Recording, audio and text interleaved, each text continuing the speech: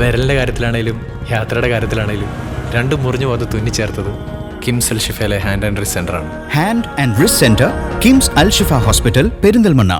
വെറുപ്പിന്റെ രാഷ്ട്രീയത്തെ ചെറുത്തു തോൽപ്പിക്കാൻ വെൽഫെയർ പാർട്ടി സംസ്ഥാന പ്രസിഡന്റ് റസാഖ് പാലേരിയുടെ നേതൃത്വത്തിൽ നടക്കുന്ന സാഹോദര്യ കേരള പദയാത്രയുടെ ഭാഗമായാണ് welfare party Vettathur panchayat president PK Abdul ജലീലിന്റെ നേതൃത്വത്തിൽ സാഹോദര്യ പദയാത്രയും വാഹന പ്രചരണവും സംഘടിപ്പിക്കുന്നത്.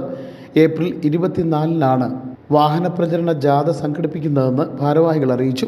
രാവിലെ ആരംഭിക്കുന്ന യാത്ര വൈകിട്ട് പട്ടിക്കാട് ചുങ്കത്ത് സമാപിക്കും. സമാപന പൊതുയോഗം വെൽഫെയർ പാർട്ടി മലപ്പുറം ജില്ലാ പ്രസിഡന്റ് KV സഫീർ ഷാ ഉദ്ഘാടനം ചെയ്യും. നാടിൻ്റെ നന്മയ്ക്ക് നമ്മളൊന്നാകണം എന്ന മുദ്രാവാക്യമുയർത്തി നടക്കുന്ന സാഹോദര്യ പദയാത്ര വർത്തമാനകാല ആവശ്യമാണെന്നും ഈ പൊതുരാഷ്ട്രീയത്തെ മുഴുവൻ ആളുകളും ഏറ്റെടുത്ത് യാത്രയെ വിജയിപ്പിക്കണമെന്നും പാർട്ടി പെരിന്തൽമണ്ണ മണ്ഡലം പ്രസിഡന്റ് അത്തീഖ് ശാന്തപുരം അറിയിച്ചു.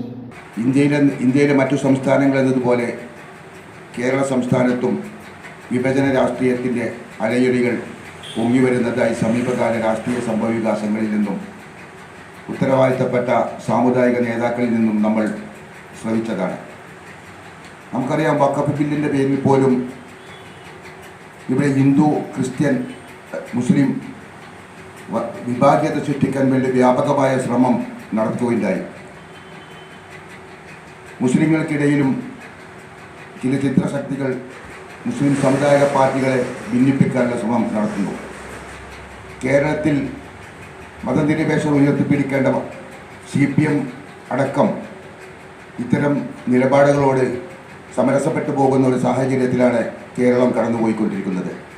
ഈ സാഹചര്യത്തിൽ സൗഹാർദ്ദം ഊട്ടിയുറപ്പിക്കുകയും പരസ്പര സഹകരണത്തോടെ ജീവിക്കുകയും ചെയ്യുന്ന ഒരു ചുറ്റുപാട് രൂപപ്പെടേണ്ടതുണ്ട് എന്നത് വെൽഫെയർ പാർട്ടിക്ക് വ്യക്തമായ ധാരണയുള്ളത് കൊണ്ട് തന്നെയാണ് ഈ യാത്രയ്ക്ക്